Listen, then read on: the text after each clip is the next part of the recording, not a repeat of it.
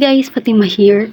Gusto mo bang ma-approve sa last pay later? Naka-apply ka na pero rejected pa rin?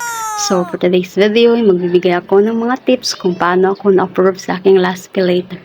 But before that, don't forget to subscribe, like, and share para updated kayo sa aking susunod na mga videos. Number 1, palaging mag-order sa Lazada. So ito ang ginawa ko, palagi kong ginagamit si Lazada, lalo na't parating ang aking sahod ay on the way na rin ang aking mga orders. O diba? Isa rin akong nakaabang sa mga discounts at mga free shipping na Lazada. Kaya isa ito sa mga dahilan bakit ako na-approve sa last pay later. At kung mag-order man tayo ay iwasan natin ang mga cancelled orders at return items dahil nakikita ito ng kanilang system at strict kasi sila sa mga ganito. So let's avoid cancellations para ma-approve ang ating last pay later. Next naman, follow calling off period. Kapag rejected ka, it means hindi ka pa eligible at dapat mong panatilihin reactive ang iyong Lazada. Kasi hindi naman tayo agad-agad ma-approve dito. May standard sila kung sinong eligible na to apply for last pay later. Mas mabuti na sundin natin ang calling off period at pwede nating mag-reapply pagkatapos ng calling off period. Apply lang ng apply hanggat ma-approve sa last pay later. Malay mo sa sunod mong apply baka ma-approve ka na. Good credit standing. Kung ikaw ay may good credit standing, ma-offeran ka ng last pay later. Maraming partners sa Lazada, so kung meron kang unpaid balances sa kanilang mga partners, ay siguro nakaka-apekto ito sa iyong credit standing.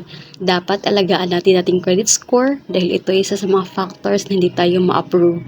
So let's maintain our good credit standing, not only last pay later, but also other financing platforms. So always contact customer service para sa inyong mga concerns. Pay bills using Lazada wallet. Mas mabilis ang iyong pag-approve kung magbabayad ka ng iyong mga bills via Lazada wallet. Pwede ka ditong magbayad ng inyong kuryente, tubig, internet at any other loans. Maraming partners sa Lazada dito at no need ka nang lumabas ng inyong bahay. Maraming acceptable merchants dito para sa inyong mga payments. So, take note lang guys ha, dapat activated ang iyong Lazada wallet bago kayo mag-cash in. Need kasi na activated mo na ang iyong Lazada wallet bago ka mag-transfer ng funds to your Lazada wallet. So, paano nga ba i-activate ang inyong Lazada? So, tuturuan ko kayo kung paano mag-activate. So, punta ka lang sa iyong dashboard at click Lazada wallet. And then, fill up information lang dito. At ang inyong valid ID ay dapat recommended ni Lazada para mabilis ang pag-approve. So, after mo mag-fill up, then click submit. And after that, maghintay ka lang ng ilang days dahil ang ating application ay for review pa yan. If verified na inyong Lazada wallet, ay pwede ka nang mag-cash in via GCash, Maya, or any bank. Basta wag mo lang kalimutang inyong Lazada registered number. So guys, this is my tips para ma-approve tayo sa ating last pay later.